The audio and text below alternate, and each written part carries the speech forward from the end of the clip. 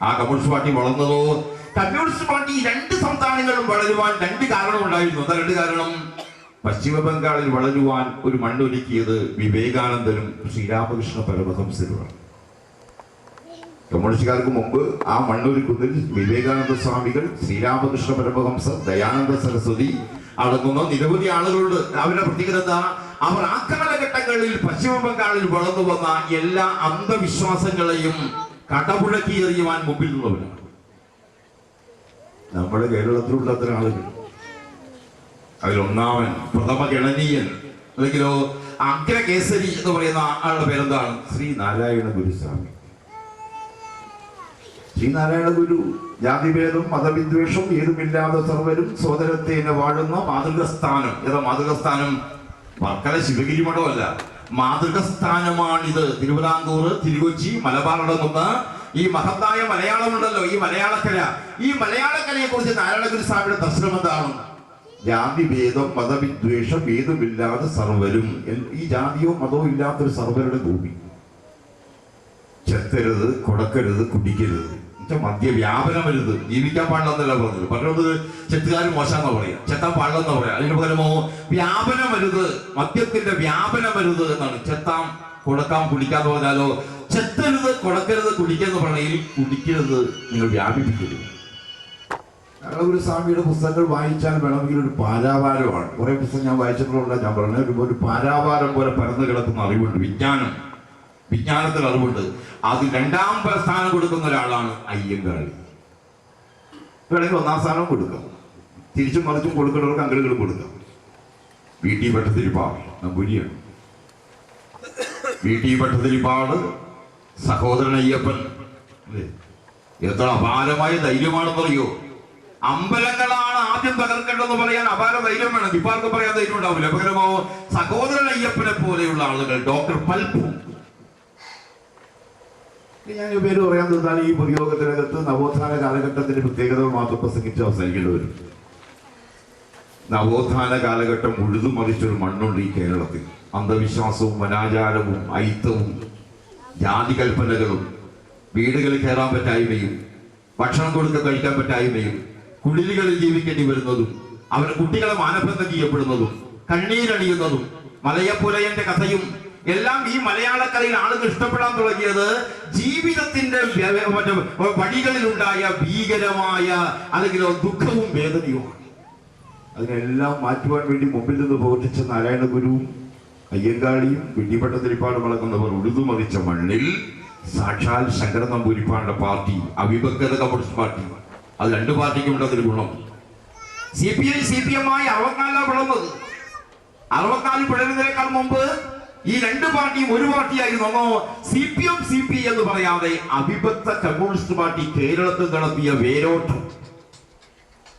ഒരുപാട് പേരുണ്ട്. M N. Govindan Nair, TV Thomas, Pathrose Vaidyar, R Sugathan sir. R Sugathan എന്നൊക്കെ പറഞ്ഞ തിരുവനന്തപുരത്ത് ഒരു ഹോട്ടൽ മുറിയിലാണ് അദ്ദേഹം അവസാനം മരിച്ചത്. ഒരു ബന്ധുക്കളുണ്ടായില്ല. TV തോമസ് പുനഃപ്രവയലാറിന്റെ സമരനായകനായിരുന്നു.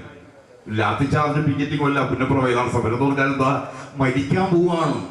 തങ്ങളുടെ ജീവൻ ഇതാ പോകാൻ പോകുന്നു.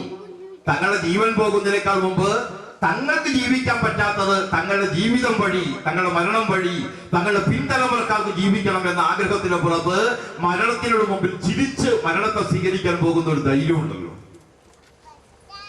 പോരാടി മരിക്കാനുള്ളൊരു ധൈര്യം. ആ കാലത്തിന്റെ പ്രത്യേകതയാണ്. ഇന്നത്തെ കാലത്ത് ആരെങ്കിലും പ്രത്യേകത ഉണ്ടാവില്ല. അങ്ങനെ കമ്മ്യൂണിസ്റ്റുകാരടങ്ങുന്ന ഒരു വലിയ വൃന്ദം നാരായണ ഗുരു അടങ്ങുന്നവർ ഉഴുതുമറിച്ച മണ്ണിൽ നടത്തിയ പോരാട്ടം.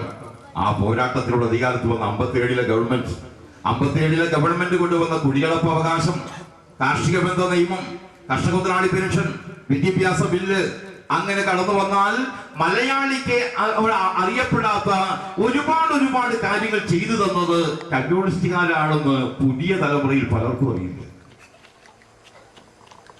ഈ പുതിയ തലമുറ മര്യാദയ്ക്ക് പഠിപ്പിക്കാൻ പറ്റിയിരിക്കുന്നുണ്ടാവും, തകർന്നു പോകും. ഒരു വീട് എങ്ങനെയാണ് ഉണ്ടാക്കിയതെന്നും ആ വീട്ടിൽ എങ്ങനെയാണ് സ്ഥലം മേടിച്ചതെന്നും അതിന് എവിടെ നിന്നാണ് ലോൺ എടുത്തതെന്നും മക്കൾക്കറിയാതെ വന്നാൽ അപ്പനും അമ്മയും കഷ്ടപ്പെട്ട ഉണ്ടാക്കിയ വീട് മക്കൾക്കത് വലിയ ഗൗരവം ഉണ്ടാവില്ല. അതുകൊണ്ട് നാം എങ്ങനെ ജീവിച്ചു, എങ്ങനെ വളർന്നു വന്നു എന്ന് തിരിച്ചറിവില്ലാതെ പോകുന്നു. അതുകൊണ്ടാണ് പറഞ്ഞത് ഈ രണ്ട് പ്രദേശത്ത് കമ്മ്യൂണിസ്റ്റുകൾ തകർന്നാലോ അഴിമതിക്കാർ പുറത്തേക്ക് വരും, അരാജകവാദികൾ പുറത്തേക്ക് വരും, കൊട്ടേഷൻകാർ പുറത്തേക്ക് വരും, ഗുണ്ടാസംഘങ്ങൾ പുറത്തേക്ക് വരും. തങ്ങൾക്ക് ഇഷ്ടമുള്ള ഭരണം നടത്താൻ ഭരണാധികാരികൾ തയ്യാറാവും. ചോദിക്കാൻ ആളില്ലാതെ വരുമ്പോൾ എന്തും ചെയ്യാനുള്ള അധികാരവും അഹങ്കാരവും വരും. അതുകൊണ്ട് ഇതൊന്നും കേരളത്തിലും ബംഗാളിലും ഇല്ലാത്തതിന് കാരണം കമ്മ്യൂണിസ്റ്റുകാരന് നല്ല ധൈര്യവും നല്ല ആളും നല്ല ചിലപ്പോൾ ഭരിക്കുകയും ചിലപ്പോൾ പ്രതിപക്ഷത്തിരിക്കുകയും ചെയ്യുന്നതുകൊണ്ടാണ്.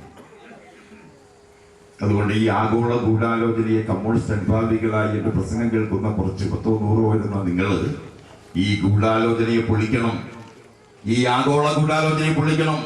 അതുകൊണ്ട് സാർവദേശീയ രംഗത്തെ ഒന്നാം സ്ഥാനം ഈ തെരഞ്ഞെടുപ്പ് ആഗോളാധിപതികൾ, അമേരിക്കൻ സാമ്രാജ്യാധിപതികൾ ഒരുക്കുന്ന ഭീകരതയിൽ നിന്ന് നാടിനെ രക്ഷപ്പെടുത്തണം.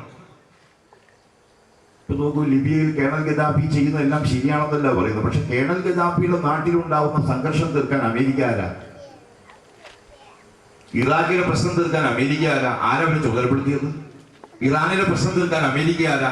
സിറിയയിലെ പ്രശ്നം തീർക്കാൻ അമേരിക്ക ആരാ? അമേരിക്ക ലോകത്തുള്ള ഓരോ രാജ്യങ്ങളിൽ ചെന്ന് പറയാണ്, നിങ്ങൾ ഇങ്ങനെ ഭരിക്കണം, നിങ്ങൾ ഇങ്ങനെ ചെയ്യണം, നിങ്ങൾ ഇന്നത് ഉത്പാദിപ്പിക്കണം, ഇന്നത് വിൽക്കണം, ഇന്ന എണ്ണ മേടിക്കണം, എണ്ണയ്ക്ക് ഇന്ന വില നിശ്ചയിക്കണം, വില നിയന്ത്രിക്കണം.